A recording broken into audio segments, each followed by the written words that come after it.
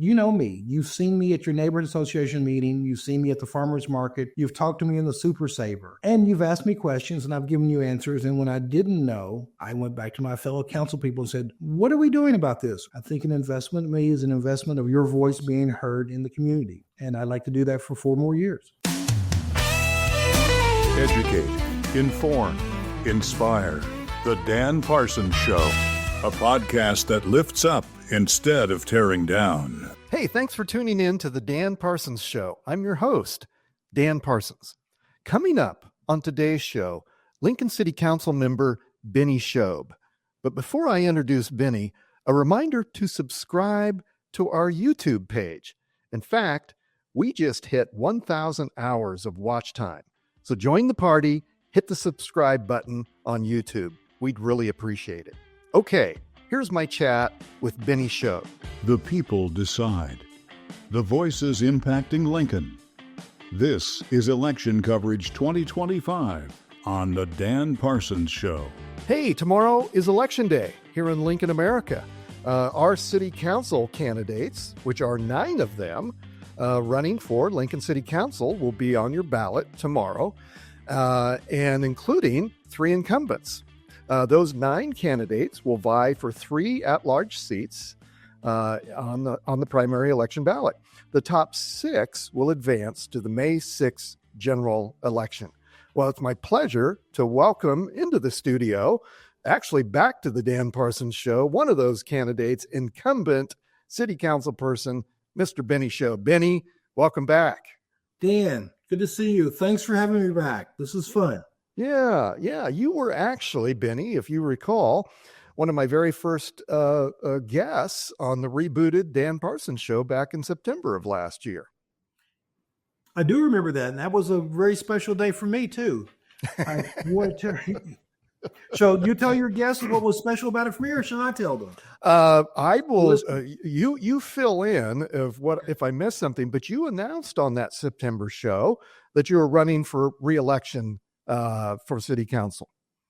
That is right. I did. I was thinking about, do I want to do this again? Do I want another 4 years? I really did. And I was excited to share that information with you and your listeners. Yeah. Well, thanks for doing that. And yeah, I'll just remind our folks that you first ran in 2017 and was elected, then you won re-election in 2021. And so now you're asking the voters to return you yet again to the city council. So maybe my first question, Bennie, looking back over those years, what are you most proud of? Well, there are a few things I'm very proud of, but I'm going to go a little bit high level and say the thing I've enjoyed most is the relationships I've built with the people who develop industry and stimulate our economy in the community, with home builders, with realtors, with manufacturers, with developers. I've built relationships with many different groups, and I've built relationship with neighborhood groups, community activist groups, nonprofits. I am very proud of the fact that the things that I don't know, I have a friend who's an expert, and I can call them and ask them how to explain it to me. Yes. I think that's a good quality in an elected servant. If you don't know the answer, you're modest enough to say, I'll find out. I'm in over my head. Let me find an expert.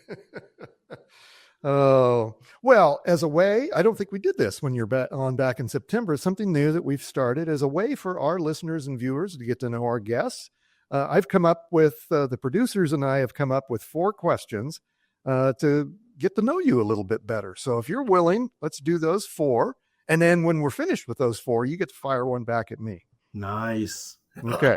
All right. Yeah. And nothing's off the table. So, but here's the first of your 4 questions. Question number 1, where did you grow up? Thank you. I grew up in a place called Bowling Green, Kentucky, home of the General Motors of the Chevy Corvette. We have a Corvette assembly plant there. It's kind of located about 60 miles north of Nashville, Tennessee, about 100 miles south of Louisville, Kentucky. My parents grew up there, and I have 3 siblings and had a good life there. Went to college at a place called Western Kentucky University. our mascot is the Hilltoppers. The university's on top of a hill. We're Okay. Hilltoppers. And we have a big red rug of a mascot that we call Big Red. Oh, And our chant is "Go Big Red."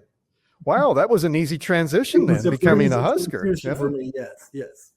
We're more of a basketball type town though than football, so that was it took a little bit of learning to understand the passion about football in Nebraska. Oh my goodness, yeah. So, and you've adapted pretty well. I know that. But you've called Lincoln home now for quite some time. Yes, a friend of mine, Randy Bretz, and he caught me saying this. It's become a phrase now. I'm a Kentuckian by birth, but a Nebraskan by choice. Nice. I like that. Okay, question number 2. When you were a kid, what was your dream job? I was precocious, I guess is the best way to phrase it. I was into a little bit of everything. I really thought I'd be an astronaut when I grew up, and we're living on a moon base by now. So I was infatuated with rockets and airplanes and all things like that. But I spent most of my time mixing audio and cutting videotape and doing things like that. My undergraduate degree at the university was in radio, television, and broadcast news production. And I did a little bit of that for a while. I did run a video company. I had Take One Video Productions, and I did a lot of remote video shoots. And most of my work was done with courtroom stuff, depositions and law-related video shooting, and then editing and post-production and all those things. I really enjoyed that a lot. Very cool. Okay, question number 3. The most famous person you've ever met, famous in your mind anyway, that you've ever met. Well, I've met a few people. I hung out once for a while with Cory Booker, and I've met a few civil rights leaders and talked about those, some of the old guard. But the one I think the most is I was hanging out with friends over dinner at Dish in downtown Lincoln when one of my friends said, "Don't look now." And I think John Malkovich is sitting behind us. Well, that's a pretty bold statement. Did Yes, everybody and I don't know then? what my friend was thinking. We all turned and looked. Of at the course, same yeah. time. Don't look now. We all did look now. And it he was? waved. It was him? And he waved at us, and we all laughed. And then he came and joined our table, and Really? we had dinner with John Malkovich, and hung out for most of the evening. Very cool. What was he found out doing then in that he's related to the Makovica family here in Nebraska, the football family? the football family, and he was here for a football game. Oh, be darned. Wow. Yes. Don't let tell, but I think John Malkovich is behind us. That had to be a fascinating way It to was, not only it meet was. him, but to have a meal with him. That's You have cool. to go with him, and he was a big football enthusiast. He knew lots of Nebraska Cornhusker football history, and being from a basketball state, I just sat quietly and enjoyed the moment. Oh, very cool. Okay. Question number 4. What was the very first concert you attended? Well, growing up in Kentucky, in Bowling Green, there wasn't a lot of concert venues. But as I said earlier, we lived about 60 miles north of Nashville, Tennessee, which was a major media market. So at 16, 17 years old, 6 friends of mine saved our money and bought tickets to see Earth, Wind, and Fire at Municipal Auditorium in Nashville, Tennessee, downtown Nashville. Our parents let us take the car, drive to Nashville for a 6 p.m. concert that ended about 1 a.m., and then we drove home. Wow, that had to be the heyday, man. The funk, It was the a lot of horns. bell-bottom pants, lots of loud music. Yeah, it was something. Yeah, very cool. Okay, you get to fire one back at me. Okay, this is good. Since I was able to appear on your podcast before, and I do know a little bit about you, I think you trained as a journalist. How does a journalist get into the podcasting game? Yeah, that's a good question. Thanks, Benny. That's a good question. I don't think anyone's asked me that before, not in that manner. Well, yes, you're correct. I was trained as a journalist, my beloved alma mater, University of Nebraska Lincoln. Let's go Huskers. The School of Journalism. And but that was old day. I think you had 3 tracks back then. You could do advertising, broadcasting, or news ed. And I didn't consider myself a broadcast. I didn't have a face for broadcasting, I thought. So I was news ed. And so I was trained to write and report and and the ethics of being a journalist. And I think to this day, Benny, that's why, because as you know, I've been a public relations consultant all my career. And even before I had my own business, that was my job, to get either office holders that I was working for or causes to get noticed, right? As I like to say, my job was to get people on or off of the front page of the paper. So podcasting about 12 years ago, I guess, is when I started my first podcast. I just recognized this was a new form of communication, and I wanted to understand it. It was a new way to get your message out, and so I wanted to understand it not only for my clients, but also for myself. So here we are, 12 years later. I've become a podcaster, but I enjoy, you know me, I enjoy conversations. I enjoy talking with the newsmakers. And so anyway, I enjoy it. The first alliteration of this was a podcast now, like I said, 12 years ago, Pints in Politics. And, I obviously have an interest in politics and the newsmakers. But 12 years ago, that was kind of the onset of the craft beer movement here in Nebraska. So I was kind of fascinated with that. I like cold beer myself once in a while. And so we'd have either people from the industry to come on, a brewer or other owners of craft breweries, and talk about their beer and sample their beer. And then we would talk to a newsmaker, either a politician or somebody in the community. So, so here we are, 12 years later. I'm still stumbling around in this format. So thanks for the question, Benny. I appreciate it. You're welcome. Thank you. Yeah. Okay. We are here at the Dan Parsons Show, covering, like I said, the city elections, and we are partnering with two really well-known nonprofits here in the state, which I have a lot of respect for. Flatwater Free Press, Nebraska's very first nonprofit newsroom, and also Civic Nebraska, another very well-known and respected nonprofit here in Nebraska. And they are producing a voter guide, a tool to help voters make up their mind when they go to the polls tomorrow here in Lincoln for the primary, on educating themselves about the candidates. So we are sharing this interview and all of our interviews with those two entities to use in their voter guide. So let me ask you a few questions, if I may, I understand. from that voter guide. The first question is, what is the most pressing issue facing the city of Lincoln and its residents? And if reelected, how would you address it? I struggle with this question. I do get asked a lot. I filled out lots of voters guides. And most pressing, I don't know if there's any overwhelming, this is the most pressing issue. But I think I've got a list of things that the residents have told me. Over the years, I've collected a list of things that people have told me are important. And property tax and property evaluations is at the top of the list.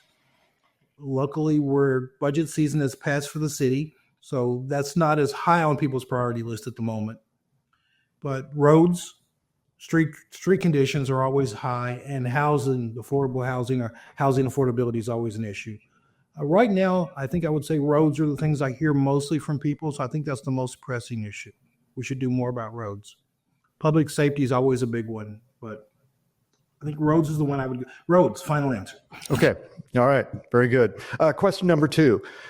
Lincoln's economy has diversified recently, but challenges obviously remain in attracting not only businesses, but retaining skilled workers. What strategies will you pursue to address these challenges if reelected? Well, one of the things that we can do as a city council in conjunction with the mayor is to make Lincoln look attractive for new industry to come here. We also work with the Chamber of Commerce, both the Lincoln Chamber of Commerce and the Nebraska Chamber of Commerce, to let the rest of the world know that Lincoln is here and we're a great opportunity. One of the things that we do in the building, and I've had a little bit of a hand in, is we have a cooperative agreement with the Department of Labor, the State of Nebraska Department of Labor, and their Workforce Development Division. And we work on job recruitment, job placement, job skills training, and we have several programs that we do that where we try to train a workforce to fill the need, and there's a great need for workers here in Lincoln. And so we're kind of a balancing act between bringing in workers for the existing industry and then bringing in industry for the future. One of our big city plans is our Water 2.0. where we're trying to secure a water source so Lincoln can continue to grow into the next century. And we're on track for that, for like a 2040, 2050 process. We're squirreling away some money. We secured some land rights, and we're going to try to get more water to the city because the industry is going to need it. Residents are going to need it. Yeah, that makes sense. Without that infrastructure, how are we going to continue to attract people to this city, whether it's, those workers or businesses? Bring water more, is build more partnerships with all the people, and then have everybody at the table and see what we can do for the future. Yeah. Well, speaking of roads and infrastructure, I know this is a big issue on tomorrow's ballot. Do you support or oppose renewing the Lincoln on the Move quarter-cent sales tax to continue funding improvements to existing streets and the construction of new streets? I do support that. I'm enthusiastic about it. Every time I get a chance to explain it to someone, I try my best. When we started this 6 years ago, the voters approved it by a narrow margin, but it still was approved. We had $60 million in our city budget for road repair and road improvement. That includes the $19 million we collected on wheel tax. And we had an outside group do an evaluation, and we had budgeted $60 million. We needed $80 million to keep up with the need in the city. We're about $20 million short. I think those numbers, we were short. And we asked for a half-cent sales tax to close the gap. And the voters of Lincoln were more comfortable with a quarter cent. That was 6 years ago. We've completed about 62 projects since then. And I would like to keep doing that. We can do it under the existing budget. It will just take twice as long, and the roads will deteriorate even more. I support it. I hope the voters of Lincoln will support it too. It's a continuation of a sales tax, a third of which is paid for by people who don't live here. So I think it's you can control how much you pay in taxes by how much you spend in our community. For every $4 you spend in taxable goods, we get a penny.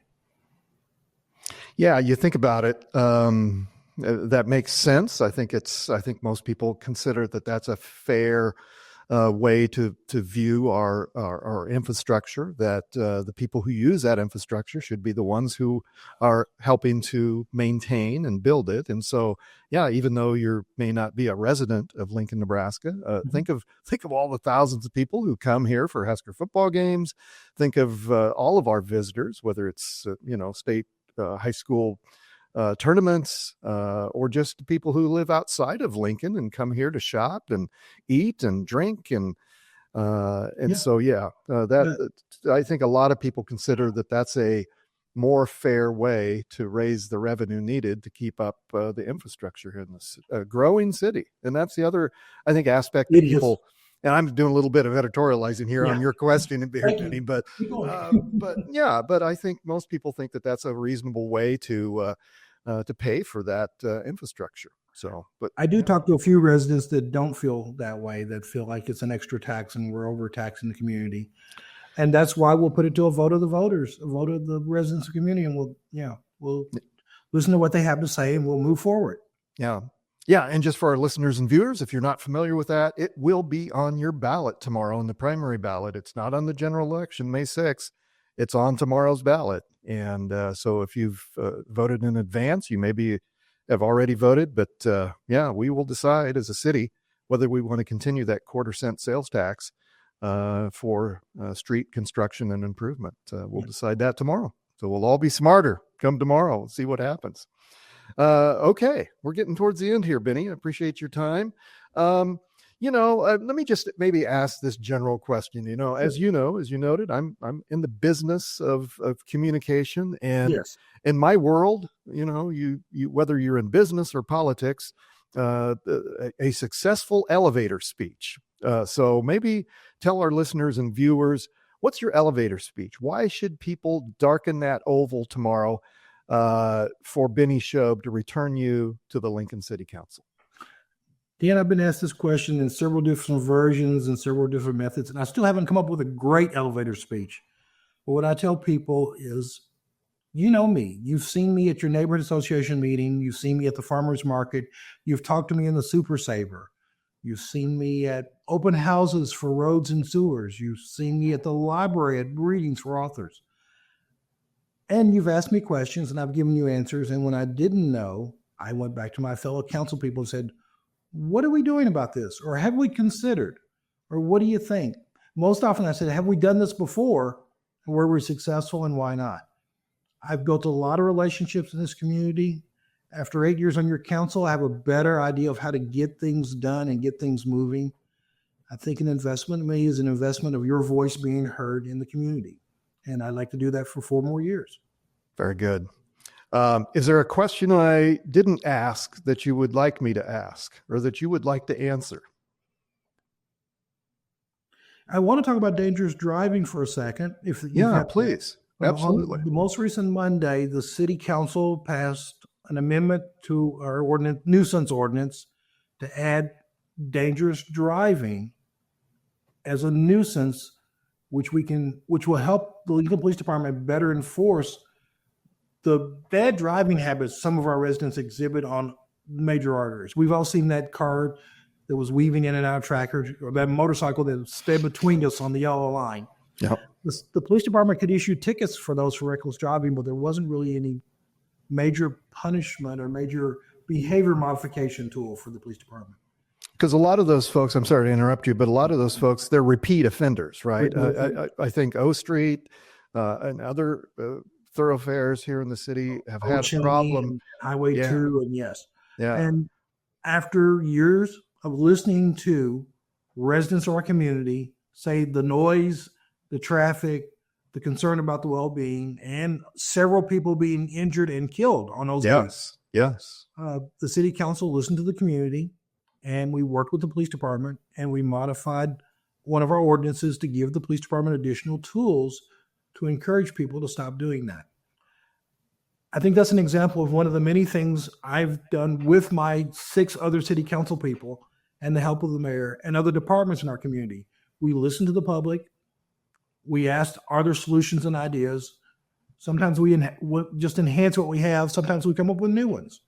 But we respond to what the community wants so we can grow Lincoln and move it forward, and everyone can enjoy the good life. Very good. Bennie, how can our listeners and viewers learn more about your campaign? Sure. I have a website. It's Bennie for the word for LNK. I have social media on X, Instagram, and Facebook. You can follow me there. I post there pretty regularly, and it's pretty easy to meet. My email address, if you can write this one down, is bennieforlincoln@gmail.com. I check that pretty regularly too. And you'll find me out in the community. Last Wednesday, I was in the library. Last Tuesday, I was in an open house for roads, and I've got another one coming up pretty soon. Check the city website for open houses. I'll be there. It's so true, Bennie. It's so true. Well, again, I appreciate your leadership. I appreciate your devotion to the city, and I wish you the best in tomorrow's primary election. Thanks so much, Bennie, for joining us. Pins and needles.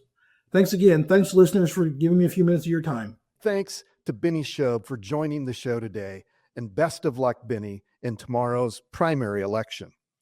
Thanks to Chase Porter, who produced this episode, Penology Tech Solutions for their technical help and equipment, and Kim Remington, Parsons Public Relations Director of Operations. But most importantly, I just want to say thanks to each of you for tuning in. That's the show. Don't forget to vote tomorrow. I appreciate you tuning in. Now go do good things. I'm Dan Parsons.